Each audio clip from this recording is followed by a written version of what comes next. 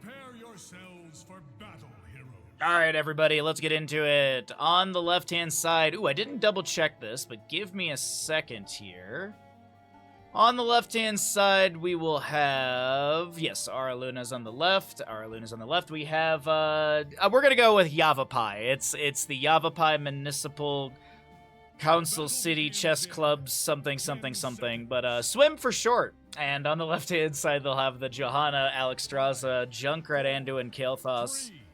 On the right is going to be Rooster Pizza with a Leoric, Raynor, Varian, Deckard, and Orphea. Haha, thanks, you're welcome. We have a Twitch gamble going for the Mana Addict level 1. How many level 1 stacks will Kael'thas have by the end of the game? Get your Twitch predictions in.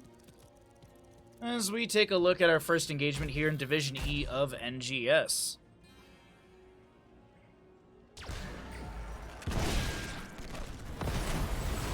A little inspired of the wave from Raynor. Kael'thas clearing out the wave with a Flame Strike. Gravity Lapse connecting into Alexstrasza Flame Buffet. Did go into the Flames of Fury level 1. Already picking up a few stacks on that bad boy. So probably going to see full E-build Alexstrasza. Alexstrasza heading to top lane. I mean, it is a double support composition. I've just never seen a solo lane Alexstrasza, but you know what? We're in for something to... We're going to learn something today, chat. We're gonna learn something from Shan and Night Knight. This is honestly comical to me. I would have never thought a solo lane Alexstrasza, but I mean, she's getting a ton of stacks on Flame Buffet. She's already at 12. And if you're wondering what it is, reduce the mana cost of Flame Buffet from 50 to 40, so it's a 10 reduction. You're gonna be having the reward of after hitting a Burning Hero with Flame Buffet, reduce the Dragon Queen cooldown by 5 seconds. There was a scuffle down over here in this bottom lane camp, but I think we just traded some HP a little bit. The Alexstrasza versus Kael'thas is really something I'm interested in. Last but not least, Dragon Queen form is going to be 150 second cooldown.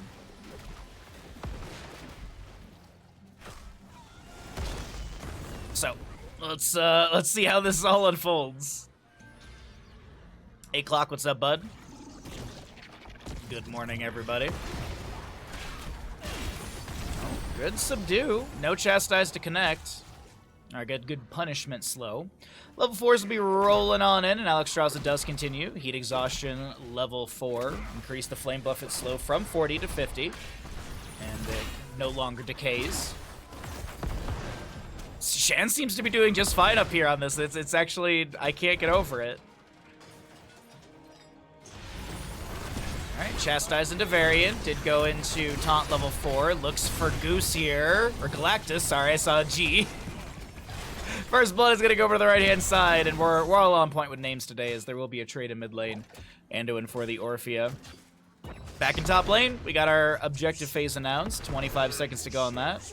The York doesn't seem to be winning out here, as Alexstrasza gets a little bit of siege damage on the fort front gate. But Leoric is unable to land the Drain Hope. That is the Flame Buffet done. 2-minute 41 in. Not too bad from Alexstrasza there. No Globe for Kael'thas. What? No, what do you mean? He took Mana Addict. Oh, you're talking about Alexstrasza level 1? I see what you mean. I mean, they need a solo laner. They gotta have somebody soak. Up against Leoric. I don't know if this was a misdraft or whatever, but hey, we're gonna find. We'll see how things work out. Another trade here in top lane, gonna be Leoric for the Johanna. Objective phase number 1 is accessed, and it will be a Frozen Punisher started out. Gravity Lapse onto Varian as he dives in. Scroll of Sealing down from Deckard Cain. Big heal from Alexstrasza. Goose Lactus, the terror of 9 galaxies. Oh, that's the wrong button. That was the wrong button right there. Whoopsies.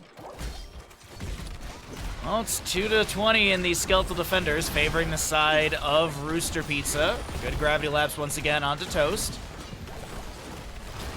I don't know about this Johanna. Is she able to back off a lot, back out safely? Looks like yes, she will be fine. Variant charges it once again. Piercing Light Chastise onto 2.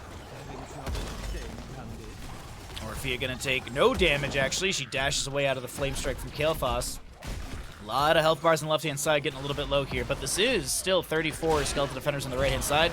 Looks like we'll see some wells to be tapped, or taps to be welled, or if you're going to be displaced by the concussion mine, Varian charges in, Johanna goes down. That's going to be a Lion's Maw to Junkrat, and Raynor has the sustained damage to take him down, as Alexstrasza will fall as well. A triple kill goes over to the side of Rooster Pizza. Red team has summoned a frozen Punisher. Oh wow, Ektar showed up. Oh my god. It's been months. How you doing, bud? This is SOLOlane Alexstrasza, indeed.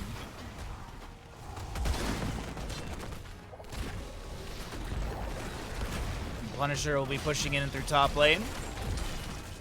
Jump over onto the Johanna. There's an immediate taunt afterwards. The Iron Skin Divine Steed to get out immediately. Orphea on fire. Doesn't want to spread that living bomb. Punisher around 20%.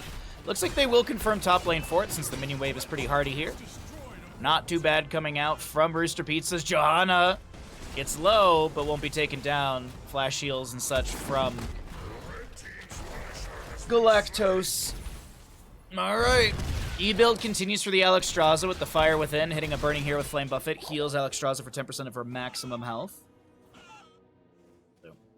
E-build working out for Solo, as she will be managing bottom for the time being. I think she did see the rotation out from mid, so just playing a little bit safe in bottom lane. A little further out than I anticipated, but yeah, with that camp being grabbed right there, it's immediate 180 back behind the safety of the fort front gate of bottom lane. And speaking of... Oh, no, actually, I was trying to make a guess there, but it's going to be in mid lane as our next Punisher be Arcane.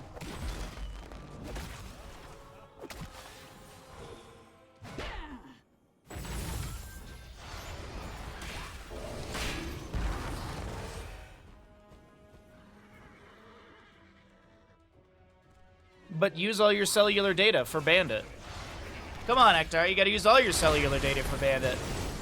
Hyperion from the Raynor is gonna be summoned here. Ara Luna getting a little bit low, and Raynor's got the pepper to take down this Kael'thas. 13 stacks for those regeneration globes. Yeah, for Bandit! Think of Bandit and his sadness.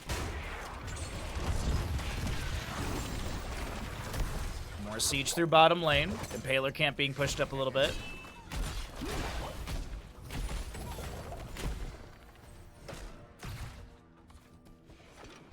Good to see you, bud. Hope you're having a good time. Hope you're doing well.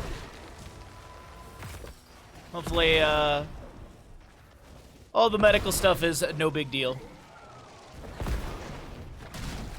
Alexstrasza's still pushing tops. I mean, she's not winning. Obviously, she did lose the fort. That was from the Punisher earlier. But I mean, apologies, we do lose the Orphea in mid lane. I'm still blown away by this. That it's sustaining as good as it is up against the Kael'thas with this E build. I mean, as long as you keep landing the flame buffets, as long as you keep landing those E's, you're good. We'll check on Alexstrasza's stats and stuff like that in a second. I'm curious what her damage is up against Leorc. It's a ride. It's a rocket ride, chat, as that is Junkrat utilizing rocket ride to clear out the camp as it was stolen away by the enemy. Varian takes down the Kael'thas, and Junkrat will respawn at the Hall of Storms. So Alexstrasza heroic damage currently at 17,000. The highest on her team being 21,600. I mean, that's not too bad. Not too bad. Only one death. 3 to 8 in kills currently, as well as 13 talent tier coming up soon. We have our next Punisher ready to go. Just needs to be... actually, no, it needs 10 more seconds. And that is going to be that Arcane Punisher, as I mentioned. Who will be able to gain it? And what kind of siege value will it find? Let's find out.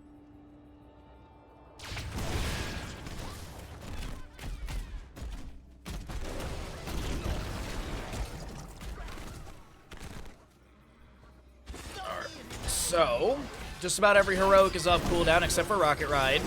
Eternal Feast going to be summoned here in the pit of all of this. We do have that Hyperion coming through as well. Charge taunt onto Johanna. She's able to get away with the Leap of Faith, but she goes right back in with the with the falling sword. She is going to be going down right there. We do have a rocket ride from Junkrat. Leorc is going to try and Wraith Walk away. Night Knight takes about 50% of his health and damage, and Raynor did go down. It's Johanna for Raynor as the objective phase will be triggered by Toast.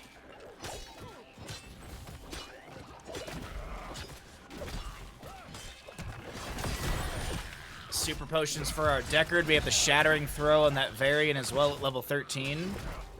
Speaking of that talent tier, we do have it coming through for Yavapai as well. Alexstrasza is soaking top. Looks like Junkrat's grabbing the camp in bottom lane, as well as Kael'Thas Anduin for the mid lane camp.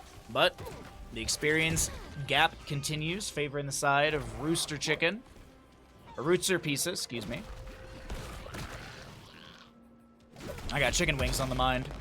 I meant to buy them at the grocery store yesterday, and I just didn't. And then this morning, I was regretting it.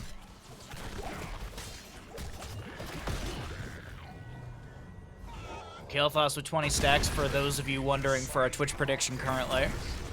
Still another 20 to go to meet the criteria for the believers. But either way, we got odds on the gamble. Thank you all. We got Punisher left in mid. And there's going to be a rotation down to bottom. Galactos.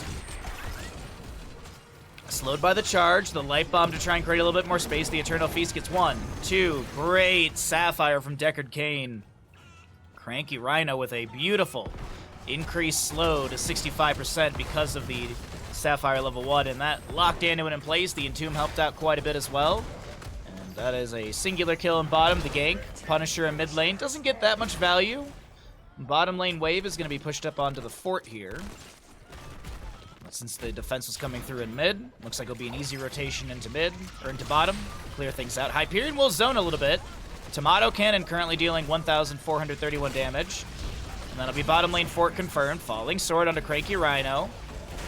Kael'Thas, ooh, that's a fantastic Flame Strike. Is there going to be enough? Oh, wait, hold on. Junkrat with the Rocket Ride going to try and take down Raynor, and will be able to do so. Cranky Rhino with the Stay While and Listen, but the Eternal Feast comes out, and that starts chomping up. The old man, Alexstrasza, finding that kill. It's a double kill so far for the crew of Yavapai as they look for more. Into Rooster Pizza. Pad goes down. Make it a triple kill. Concussion Bite's beautiful into Varian.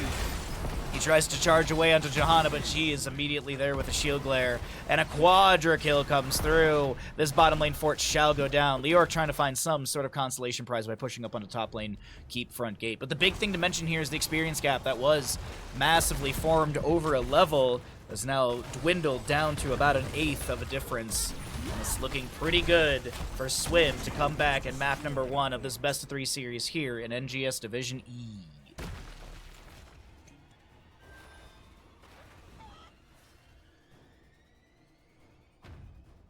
Oh, I'm casting a Yavapai game, Stark. That's why I showed up. How you doing today, Stark? I flamed him already, so I don't need to do any more. Mortar Punisher will be in the bottom lane coming up next. Stark, by the way, this is a SOLOlane Alexstrasza. E-build SOLOlane Alexstrasza.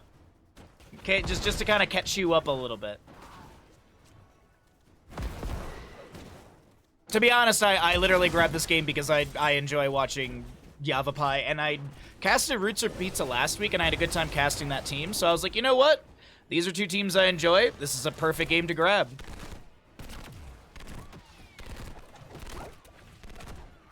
That'll be why she lost the fort then. Yeah, this top lane, actually, she didn't lose it to Leoric. It was from an objective phase, and there was a team wipe. It was like a level, I think it was the first Punisher of the game, and it was level 7. Yeah, because that's typically first Punisher. And there was 3 members lost around over here.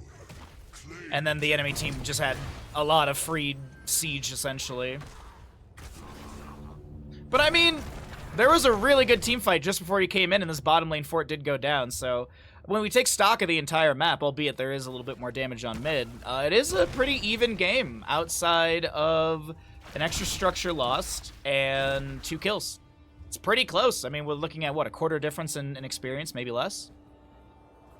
I do hope so too, Stark. I didn't look at the talents outside of level 1s because of the Twitch gamble, but I'm really hoping Raynor goes into that level 20. I left it as a surprise for myself. Here comes a Hyperion, speaking of, coming through this bottom lane objective. It's going to be the 3rd one of the game, that Mortar Punisher, as we do have 14 Skeletal Defenders already on the right-hand side. Oh, Stark, by the way, I did see your message about D&DL. Get back to you, as we do have a Stay a While and Listen coming out. Finds the Alexstrasza. They must have caught just the toenail of the Dragon Queen form. Rocket Ride into Cleansing Flame. Dr. J is dead. So we'll see a trade, Johanna, Raynor. As Junkrat coming back from Rocket Ride, but that is still going to be Punisher going to the right-hand side for Rooster Pizza. Gravity Lapse on a 2. No Flame Strike to connect. Bottom lane, Keep Front Gate is still very healthy. Alexstrasza, she did go into that Draconic Discipline, level 16, so you have the increased duration and the increased healing as well from the basic attacks. Level 20 will be the nice upgrade for Alexstrasza. It's not on Ruby Wings. That's the Cleansing Flame upgrade. I forget what it is, but the name. But there's the one where it basically... Whoa! Goodbye, Junkrat. I was not anticipating him to take that much damage that quickly. Hold on, we gotta find out. We gotta find out, chat. 2,813 damage in 2.1 seconds. God damn, the Mortar Punisher did 1,059 damage. Wow.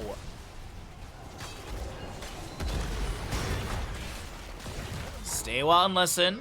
Zones the Johanna. Shield Glares going out as well. I think trying to pull the Punisher. It's going to jump over to Kael'thas. Aura Luna seems to be doing just fine. The Punisher does get cleared away. The bottom lane keep. It's low, and there's a minion wave here, but they're not going to stay around for it. Raynor level 20. What do you got for me, bud? What do you got, Dr. J? Oh. What a bummer. Oops. Miss.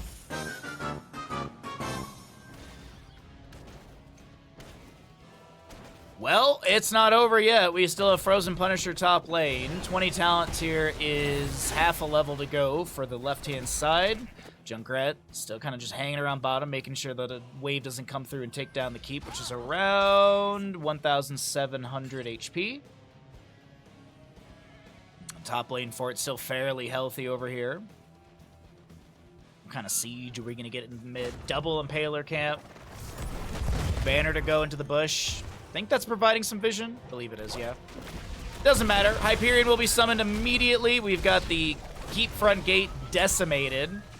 Yamato Cannon firing out with 1,741 damage. Gonna get at least one more in. Yeah, that's gonna expire right there.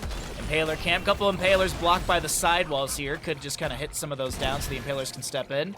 But it's not that big of a deal. They will confirm the mid lane keep. I don't see there's a way for Yavapai to really defend this. Almost gets the concussion mine onto Night Knight right there. Pat is the one who does get pushed to the side. But as I mentioned, the camp still will push in. They get the keep through this mid lane. Stay while and listen from the Deckard Cain. He is infinite pots, but that's huge damage onto the right-hand side. Rooster Pizza are getting cooked up in the flames of Alexstrasza and Kael'thas as Alexstrasza takes flight in the Dragon Queen form, and this is going to be the Ancient Flame. While Dragon Queen is active, Alexstrasza's basic attacks apply Flame Buffet, which, keep in mind, that synergized with the level 1. She getting cooldown on that trait as we look at a... Wow, Yavapai coming through with some intense damage right there. This level 20 without... What's Alexstrasza's cooldown? I'm really curious right now. 41 seconds of 150.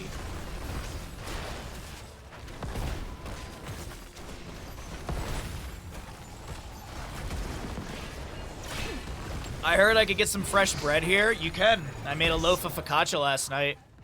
I took a couple slices over to my neighbor's because he's like the taster for me. He's always unbiased. Like, he will tell me what's up. And he was just like, dude, this is the best one you've ever done. I think I've nailed the recipe down. The only thing I gotta figure out is the bake time. Bake time and second rising. Everything else I think I've got, like, pretty much nailed down on that bread. Bottom lane keep will not go down. Our next Punisher is going to be in the top lane. Frozen Punisher active and ready to go.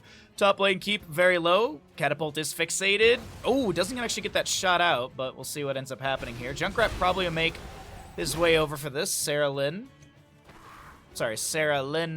You got to pronounce those extra E's. As we do. Oh, bottom lane keep does go down, actually. All right. Yavapai rallying in the late game here.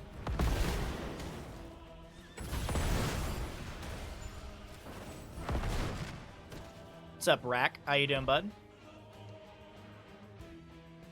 Exactly, Stark. Yes, exactly. My favorite type of bread. Insulting bread.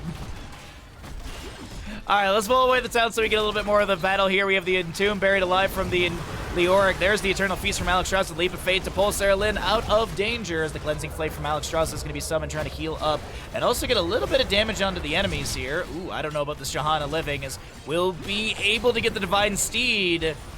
Somehow that actually didn't go anywhere. That was confusing.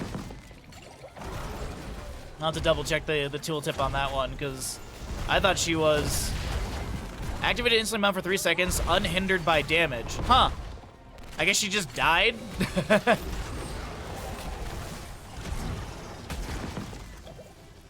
Either way, we'll have Johanna dead, and our objective phase ready to go. Alex Straza, if you're wondering, 77 seconds on her cooldown for Dragon Queen. Got a good game here. Oh yeah, no. As I said earlier, I've casted Rooster Pizza before, and I enjoyed the play style in the games from them. And I've casted Yavapai in previous seasons. I always do at least one of their games. And it seemed like a fun series. I didn't even look actually at the drafts. I just was like, oh cool, 2 teams I know. But in this situation, we got a SOLOlane Alex Straza, which they're trying to make work. They're actually gonna have this bottom lane camp. Okay, Johanna's actually back at the Hall of Storm, or from the Hall of Storm, so she'll be able to clear out the catapult, so this is not that greedy. Okay. I wasn't looking at the Johanna death timer, so I thought it was gonna be a little what's the word for it? A little haphazardly defended, but it all works out, no big deal. 14 to 13 in kills. Alex Straza will be able to grab the camp, and she's gonna hearth out of bottom. We will see Punisher take down top lane keep. Maybe gets a couple autos onto the core, but I don't think we're going to be seeing any permanent damage here.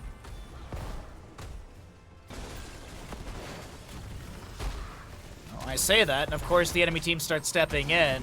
Rooster Pizza want to end off this top to mid push.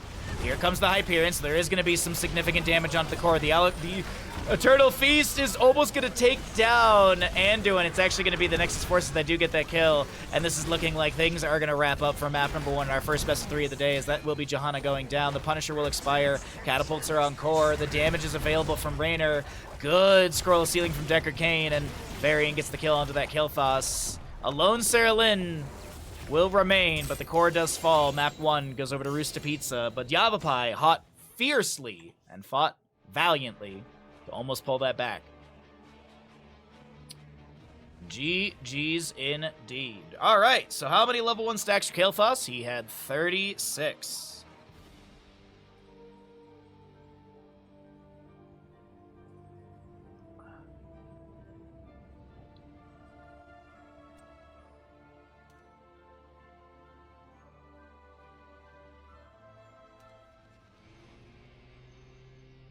Welcome back, everybody, into the Nexus Gaming Series. On the left-hand side, we have got Yavapai, City Council, Municipal.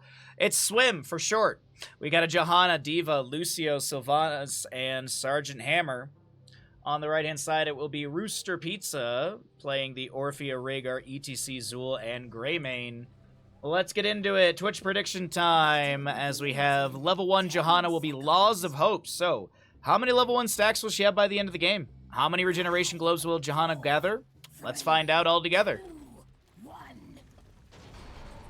Let the battle begin.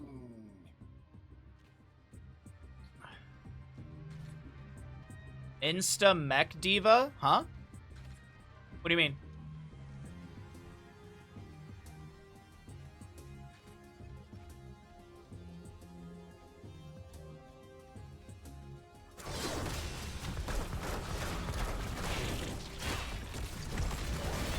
I hope we get a pew-pew insta-mech. I'm confused. I'm sorry. I don't follow you, bud. Alright. Yanthor's in with some money. Yanthor's in with 5K. Let's see what we got going on. So, Diva boosting around. We'll be joining in for the double soak rotations. ETC power sliding. Pressuring a little bit onto the Johanna here as she just rotates back down into mid. We got Zool up against Sergeant Hammer.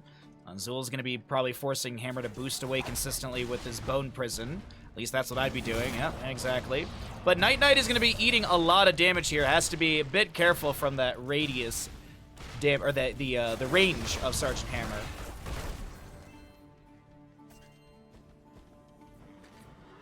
Why did Nightbot delete that? Oh, it's because there's a period. Oh, okay. I'm sorry, bud. Sorry. Yeah, because Diva's a URL. Right. Yeah. I need to probably add that to the list of permitted terms, don't I? Sorry about that. Sorry. I need to make a note of that, mental note of that, to add that to the permitted terms, because that does happen quite a bit. Sorry, everyone. Alrighty, either way, Siege in bottom lane is going to be continuing as the top lane kill on Dazul is successfully picked up by the members of YCMYCCaST. Rooster Pizza, though, sieging heavily into bottom lane with the remaining members. Seems like they're going to just go ahead and they're going to send Zul to solo defend. I mean, Hammer makes sense because the range, she can kind of play safely around the fort. If she gets dove, there is a little bit of that, you know, fort shots, and she's also got concussive blast. Meanwhile, in top lane, you're just like base racing? What's going on? I mean, top is the better lane to race, realistically. You got boss priority. Down and bottom, you got siege giants. But, hey, all right. I mean, it does work out for Rooster Pizza in the end. They don't lose much than, I don't know, a quarter of the health of their fort in top lane. Meanwhile, fort in bottom does go down. So Rooster Pizza coming out on top. Faster siege, better value.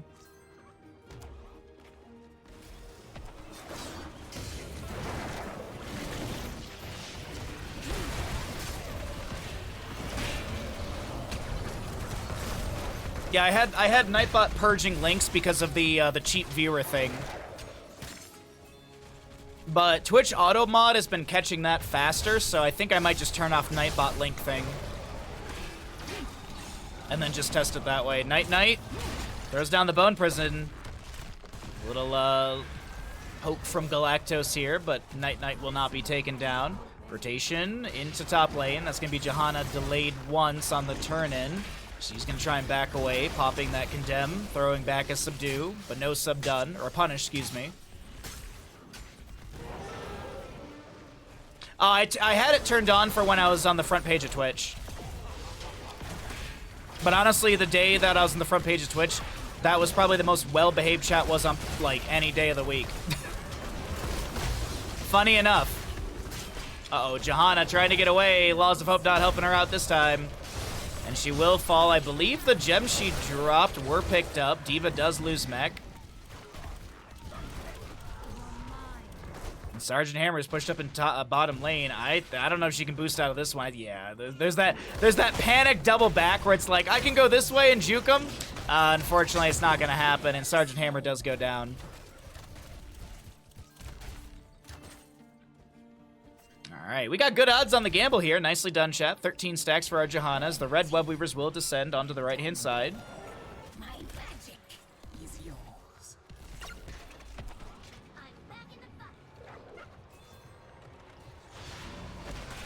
All right, so bottom lane fort's gone down. Some gate damage through mid. I think the same to say in top.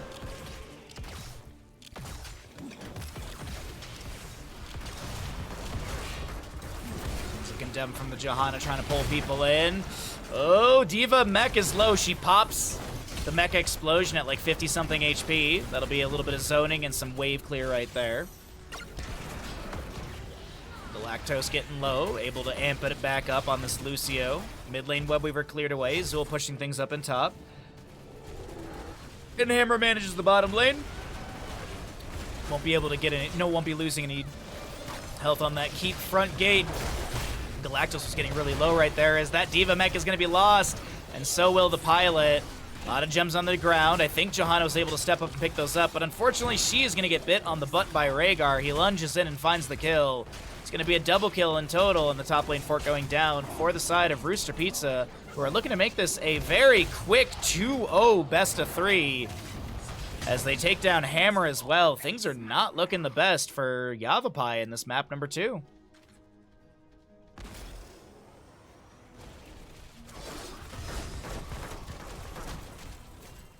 Just nukes bots faster than you can see the messages.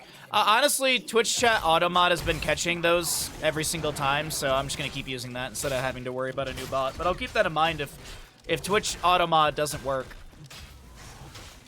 But I literally just have like 1 or 2 settings for automod, which have been helping out.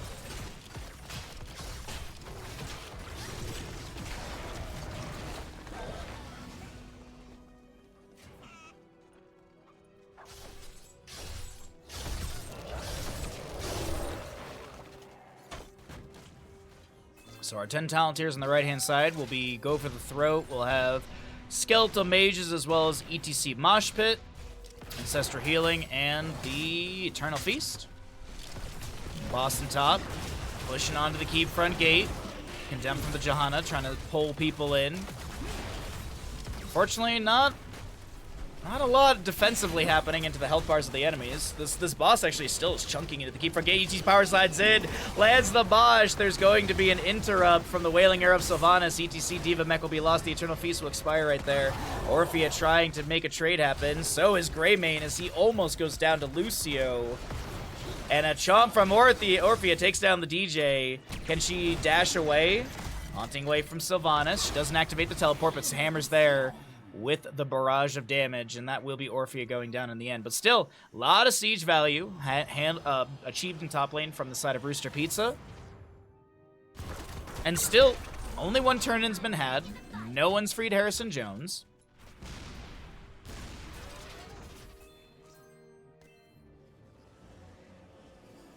This isn't even enough for a turn-in. They're still going to be 5 shy, I believe.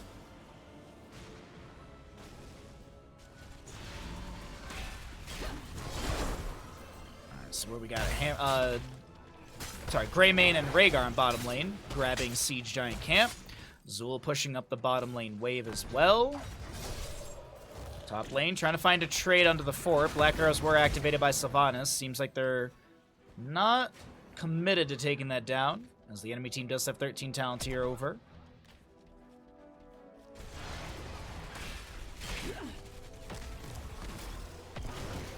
ETC going for that power slide, trying to find something, but no one to be power slid on. 20 stacks on the Laws of Hope for the Johanna as Night Knight's trying to get out of here. Pops the bone armor.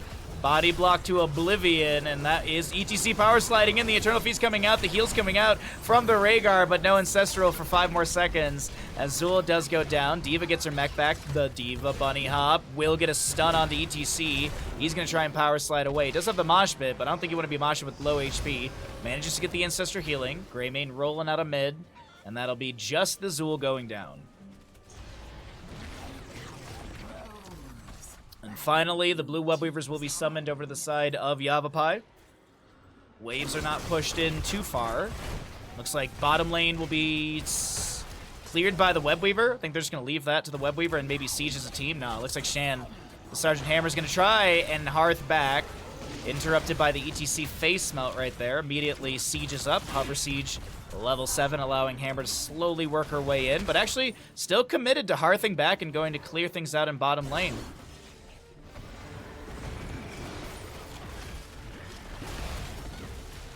Okay.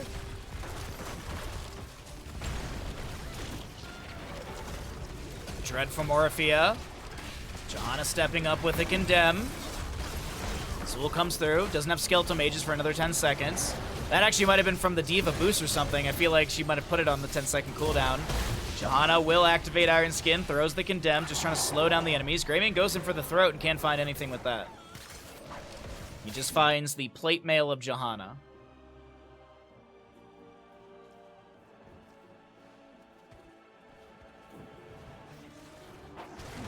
Alright, and our siege continues through bottom lane now.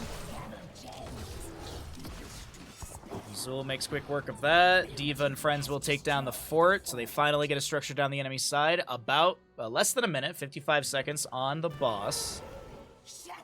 As the clutch is opened, and both teams have enough for a turn in here. 38 out of the 55, as you see the gem. Ooh, rapid turn in right there. 3 more to go. Diva with a big bunny hop onto a few enemies, gets a massive stun. Wailing Arrow from Sylvanas as well. ETC, I think, was looking for a mosh pit or something as Orpheus Eternal Feast was activated. The Skeletal Mage is summoned by Zool. It's a 14 to 15 level fight. ETC drops a Mosh, but there's no one to follow up the damage just yet. Greymane lunges in. The Mosh will expire. A huge chomp from Orphea as Johanna and Sylvanas will go down. Galactos able to push off and make his way out of there. Lucio fine for now. ETC dead. And it's a 2-for-1 as the Red Web Weavers will still be summoned over to the right-hand side. Join the red ones in battle. Oh, it's looking a little sketchy here for Yavapai in this map number 2. Descend, my daughters. Descend and destroy the blue team. Oh, my hand is killing me today. So, 26 stacks on regeneration globes for the Johanna. Still pretty early here in Tube of the Spider Queen. Only 12 minutes in. Third Web Weaver overall. Diva Mech Explosion as Greymane lunged in right there. Mech Explosion clears up the wave in the last bit of the Web Weaver. Zool pushing up top. Web Weaver in bottom. Approaching the keep front gate. We'll see 16 talent tier. Half a level to go for Yavapai. Sergeant Hammer tries to safely clear from the side of this wall. The little concussive blast as ETC was kind of stepping up. Napalm strike out into the wave, just trying to clear things out. Top lane keep will fall. First major structure to go down. Core is exposed. As Rooster Pizza looking to step up. That's going to be an Eternal Feast activated. Concussive Blast on a Night Knight. Greymane lunges in. The Hammer's taking a bit of damage. Diva comes out with the Bunny Hop, and that is locking people down. ETC comes in with a huge mosh pit. This could be a game-winning mosh pit right now. Lucy and Diva Mech will go down. Johanna picked off as well. Oh, but Orphea will fall. Lot of globes down the ground, or gems on the ground. Night Knight gets picked off by the Hammer with that range, and it seems like they're not able to go for core right now. Wow. Hammer didn't even have a 16 during that defense, by the way. Literally still hasn't taken a 16 for that defense. Just picked up the mechanical know-how. Neo Steel Plating grants 20% max health as a shield for 2 seconds and increased basic attack damage by 30% for 5 seconds.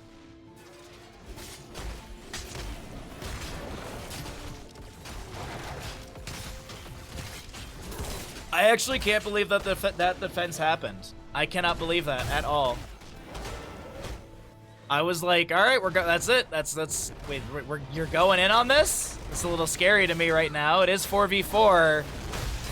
Actually, it's 3v4 now that I look at it properly. I didn't realize the Zool and Orphea just respawned. This invade onto the boss is absolutely beautiful.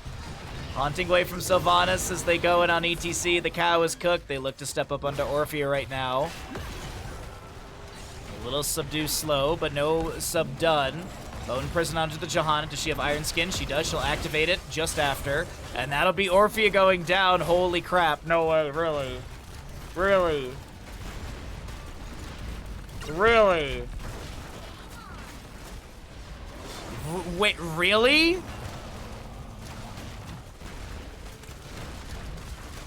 I am speechless in this turn of tables. Probably one of the best NGS comebacks I've seen in a very, very long time. Holy crap.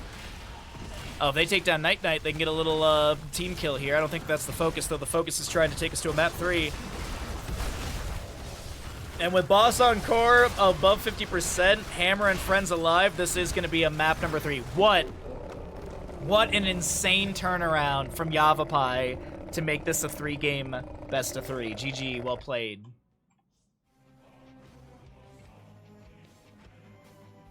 Yo, what's up, Cordless? Good to see you today, bud.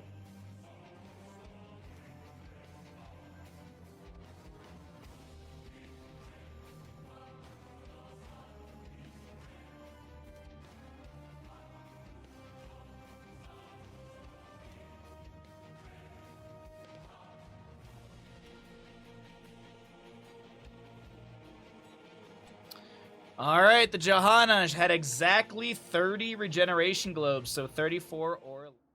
Welcome back into the Nexus Gaming series. On the left-hand side, we have got Yavapai with the Muradin, Samuro, Artanis, Brightwing, and Tassadar. And on the right, it's going to be Rooster Pizza in this best of 3 series with an ETC, Zool, Rhaegar, Raynor, and Orphea. We got a level 1 Protector of Ire for our Artanis. So the question I pose to all of you is, whoopsies, how many level 1 stacks will Artanis have by the end of the game? How many dings for Artanis by the end of the game? Get your predictions in. Here we go. 1. Fight.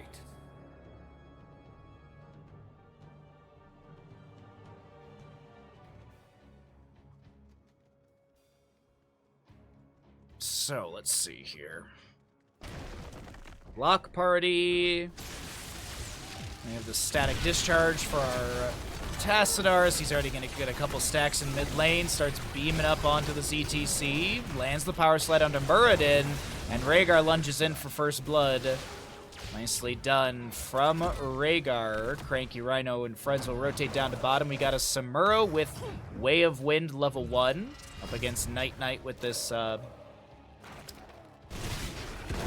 Shade Zool. Sorry, I couldn't remember. I was like, I can't remember the Bone Armor level 1. But that'll be a second kill over to the side of Rooster Pizzas. They do take down the Brightwing as well. An early double kill as ETC goes fishing for that power slide. Nice force wall from Tassadar. Phase Prism attempted by SOLOlane. But 40 stacks early on for Tassadar. Not bad on that static charge. Building up that damage. The extra 200 damage I believe you gain. Got 1,000 to 8,000. Wow, some big gambles already on this bad boy. Nicely done, chat.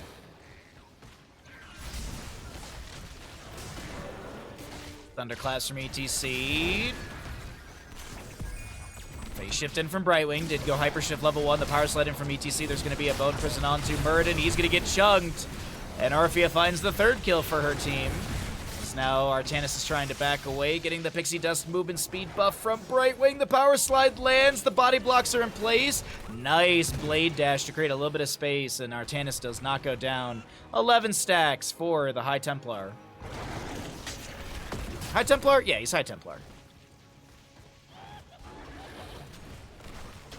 3 sappers do go into the fort front gate. Take that down. Tower will be taken out as well, and bottom lane opened up. I mean, it's a rapid rise in experience for the side of Rooster Pizzas. They managed to pick up a couple early game kills, and that also will yield a whole level lead. Kind of more like a Zealot. Oh, okay. And got the Dream Shot level 4 for Brightwing. Little extra range on that bad boy right there. 30% range, right? 50%. Oh my gosh. Always misremember those. But early on, still almost a level lead. Easy clear through mid. We've got our objective in bottom to be grabbed here in just a moment. And top left and right. I don't think Night Knight's going to be able to grab this, especially with so many enemies around. So Shan gets left, Sarah gets right, Night Knight zoned away. And this will be a 4 for 8 trade favoring the side of Rooster Pizza. Or sorry, Yavapai. Sorry, backwards on teams. My bad. Apparently we're still waking up at 10 a.m. Start chucking more tea.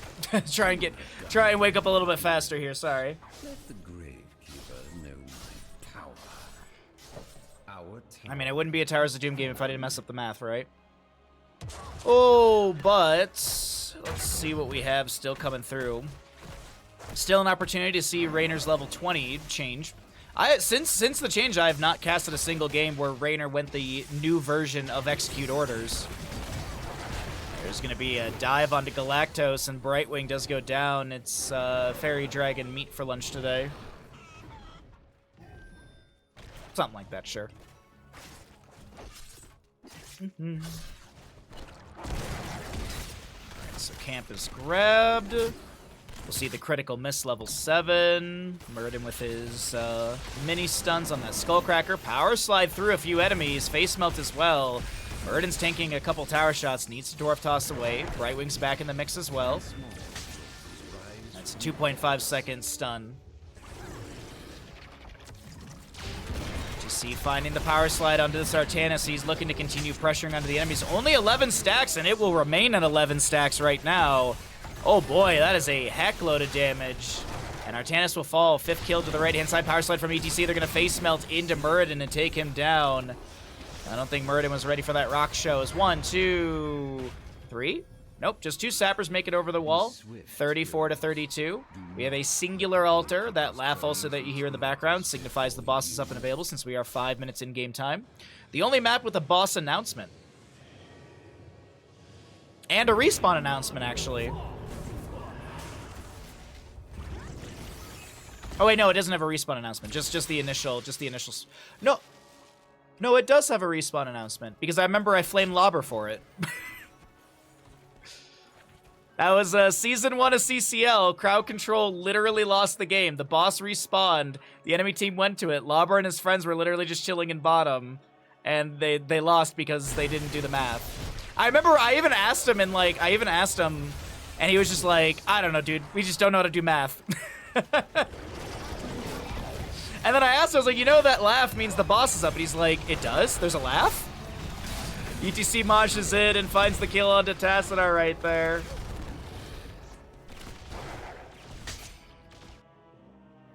And we'll have 10 talent here coming through. Of course, we have the Hyperion, Eternal Feast, Ancestral Healing, Bone Prison, the Skeleton Mages and Mosh Pit.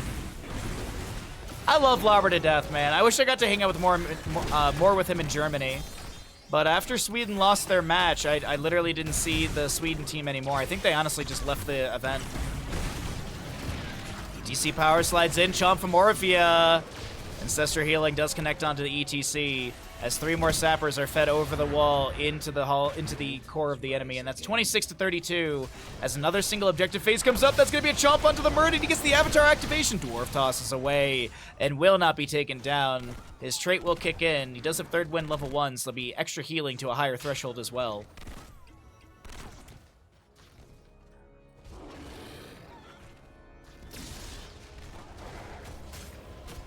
I enjoyed playing Predecessor and Deadlock a lot yesterday. Predecessor was very interesting. The matches in Predecessor are long though. It really does feel like the average time of a Predecessor match is like anywhere from like 30 to 40 minutes.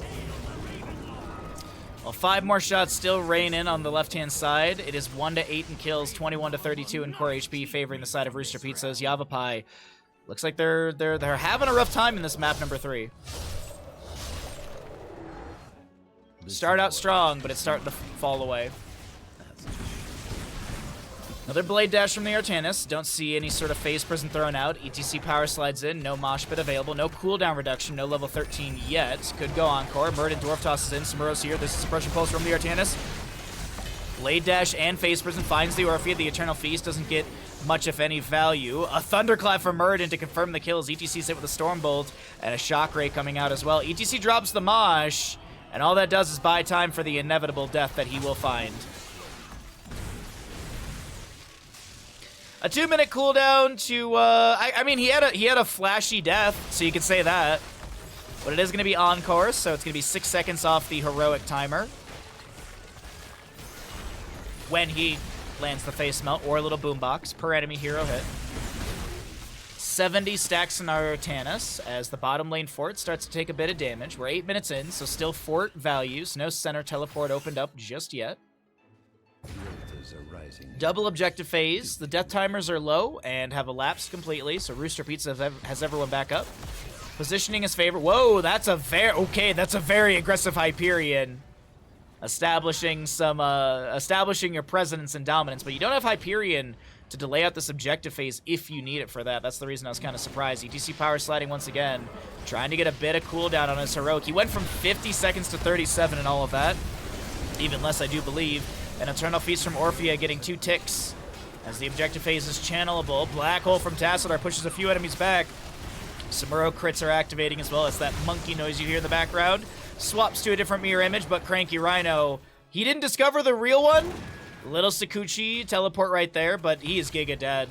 No way. Rainer's trying to bait him out by channeling. Samuro's going to pop mirror images. The real one is going to be able to swap.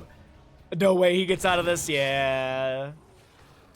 Good attempt, honestly, really, really good attempt from Samuro right there. The wiggles and the zigs and the zags were well done. Raynor finally does get that channel on the bottom right. Base shift from Brightwing. Murden throws back the Stormbolt to blink heal. ETC power sliding through. Mosh Pit's available. He activates it. The Eternal Feast getting a few good chomps onto Muradin.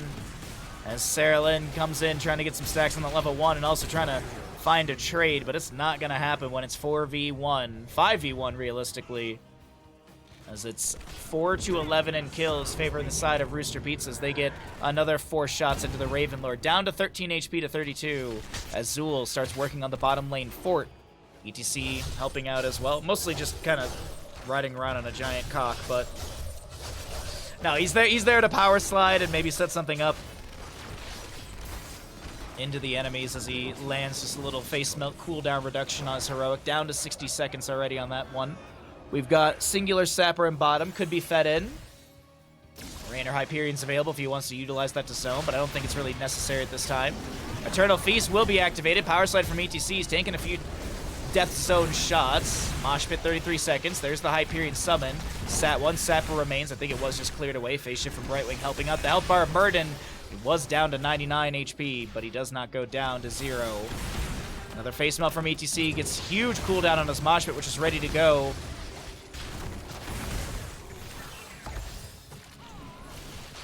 The shock rays from Tassadar, 170 stacks on that one. Oh boy, 108 on our Artanis. Samuro starts pushing up mid with mirror images. Zool in top lane to grab this Sapper Camp to try and get some more siege value onto the top lane fort. Ancestor healing coming through onto, I think that was the Muradin. ETC drops the Mosh, lands on, no, the Blade Dash in! Max range Stormbolt does get the delay. Eternal Feast won't get many ticks. Cranky Rhino tries to dive in onto Tassadar. Black Hole thrown back. Good shock ray finds a kill.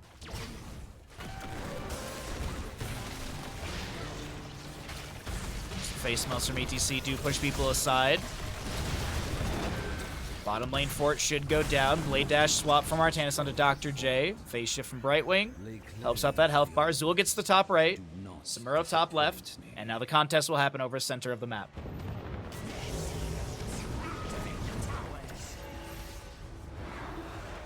All right. A little bit of rallying from Yavapai here. They'll get 8 shots into the enemy core in total.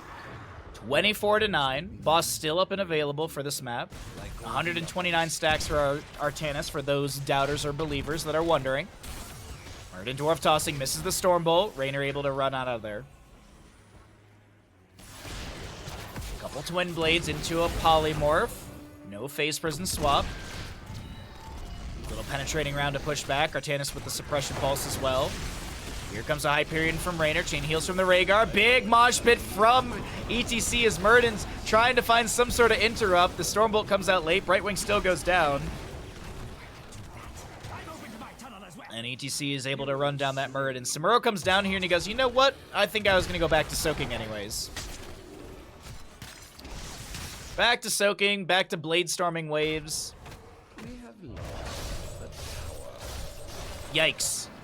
Yikes forever.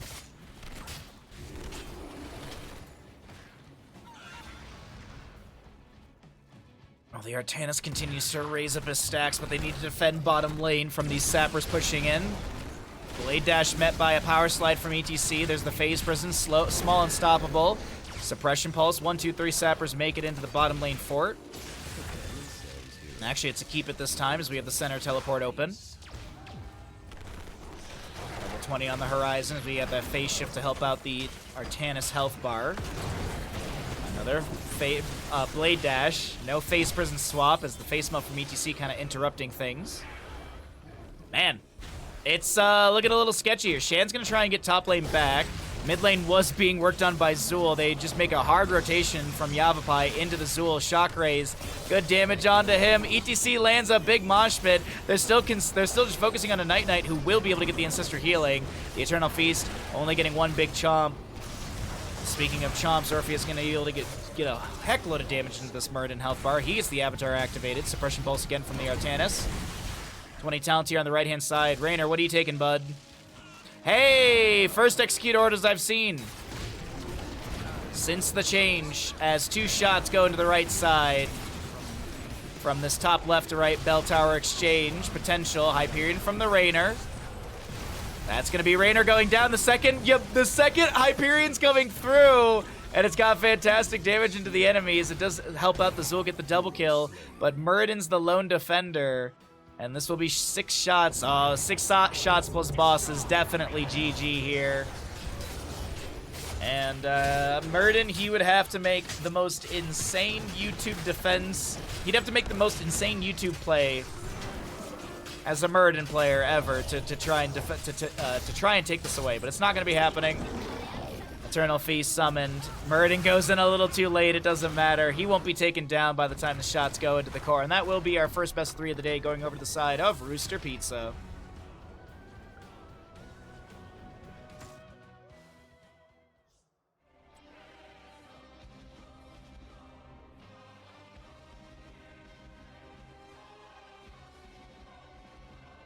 GG's.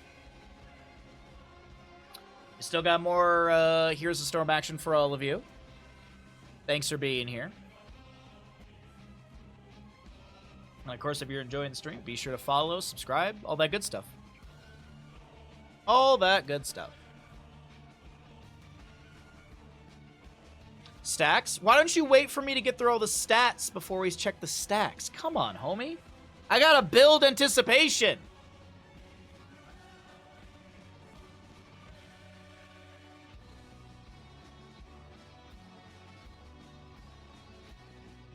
If you had to pick a new name that still uses the letters NGS, what would you call it?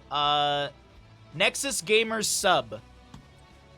165 stacks for the Artanis, so you had 199 or less. See that anticipation? So you gotta build anticipation.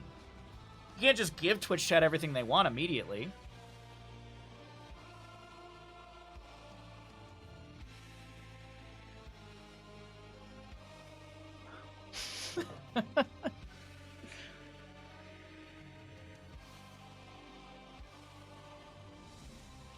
By the way, chat, now gamers, subscribe. Exactly, 7th